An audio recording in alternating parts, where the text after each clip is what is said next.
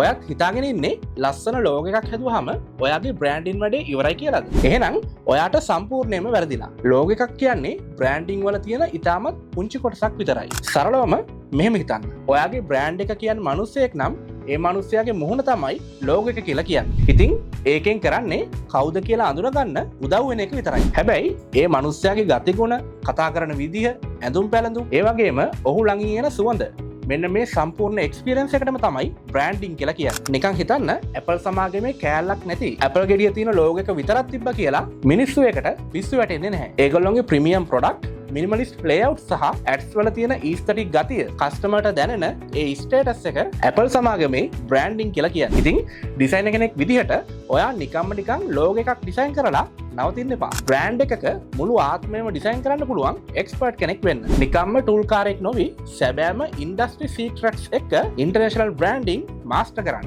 මේ වගේ වීඩියෝස් ඉස්සරහට බලන්න දැම්ම අපි ෆලෝ කරලා තියාගන්න. එහෙනම් අපි අතර ගිහින් එන්නම්. ජය වේවා.